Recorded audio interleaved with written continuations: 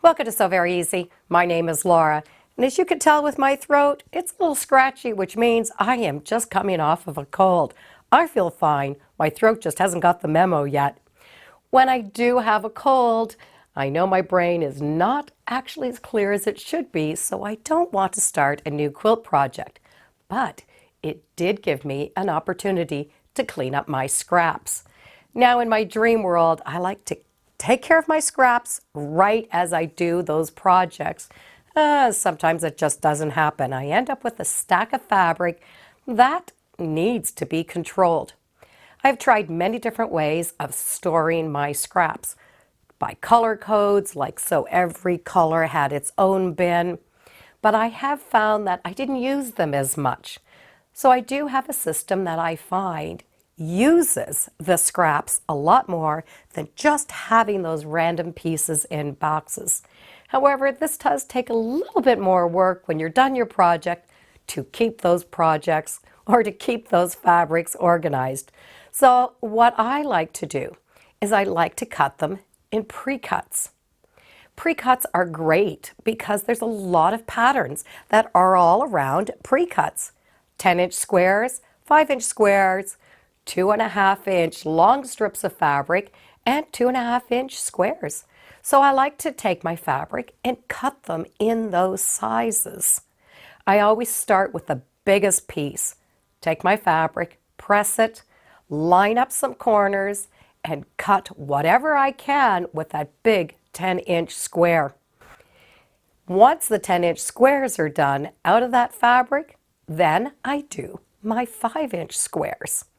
When those are done, I go into my 2.5-inch squares. If I can, I will cut long strips the width of the fabric at 2.5 inches, and that way I can put them with my jelly roll collection. 2.5-inch is about the smallest that I go, but if you really like, you could do an inch or an inch and a half. Once I have these all cut, I don't feel so bad about throwing away all of those extra pieces because I have discovered that I use them more now that they're pre-cut and ready to go. And because I do like English paper piecing, I do cut one hexagon out of every little piece of fabric. Okay, at least I try to. So I do have these stacks of fabric, and they are so pretty to look at once they're all cut up, a lot nicer than this big scrap of piles of colors of fabric. And to store all of my scrap pre-cuts and some pre-cuts, I just have one of these very inexpensive plastic drawer units that you can pick up at Walmart. And I've had this for years, and it works out perfect. When you are using these, keep in mind that the heavier things should go at the bottom and the lighter things at the top, because they're really just plastic on wheels, so we want to keep them stable. So my top drawer, I have all of my 2.5-inch squares. I do like to keep my blacks and whites separate because a lot of times I like to use these just on their own. And then I put the rest in, and I do have some pre-cuts in there.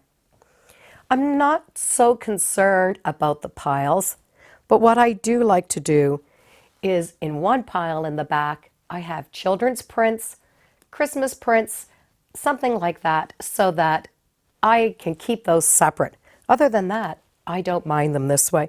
It's very easy to pick up and go through them.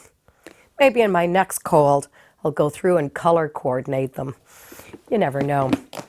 My next drawer are my 5-inch cuts. Same thing, I like one pile with my blackish, whitish in one. And then I have my stacks of other fabrics. And in the back, I do have that children Christmas type fabric. That just sort of is nice having it separate. The next one is my binding.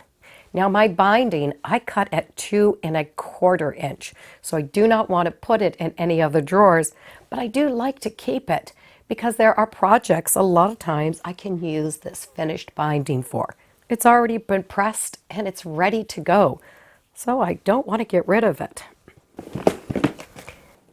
The next drawer, I just have some fabric that I had, and I've just cut it up as I go along to my 2.5-inch strips.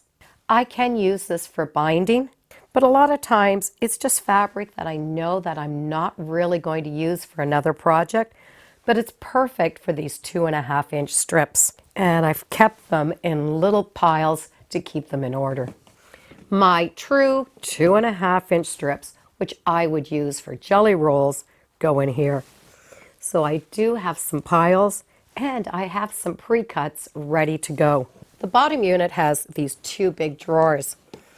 So I have one that has fat quarters in it. This very bottom drawer, I keep my 10-inch squares. And after I've cut my 10-inch squares, I keep them sandwiched between two pieces of cardboard. That way they stay neat and I don't have to repress them. It's easy to flip through and see what I have, but it's a lot easier this way. So I can put an elastic on them or just put a ribbon on them. And these are some leftover pre-cuts and some that I've already cut up on my own. And I do have whatever pre-cuts that I do have right on the bottom. I do find that is my heaviest drawer, but it's what I cut the less of because 10-inch pieces are a little harder to cut than 2.5-inch strips. Those hexagon shapes, I just cut out and then I keep them upstairs with my hand sewing. So this is the system that I like using. The hardest part for me was learning to get rid of all of those little extra pieces of scrap. But because I use these sizes, it sort of feels a lot better that I am actually using the fabric other than just throwing them in bins. So I am going to take some of my books that have patterns on pre-cuts, because I definitely have enough to make a quilt or two, and have a cup of tea and figure out a pattern to go with some of these scraps. And I'd like to share with you some advice that my girlfriend gave to me when she found out I had a cold. She said there's only one me, so we need to take care of me. So I'm going to send that message to you. There's only one you, so be sure to take care of you. Thanks for joining me today on Sew Very Easy.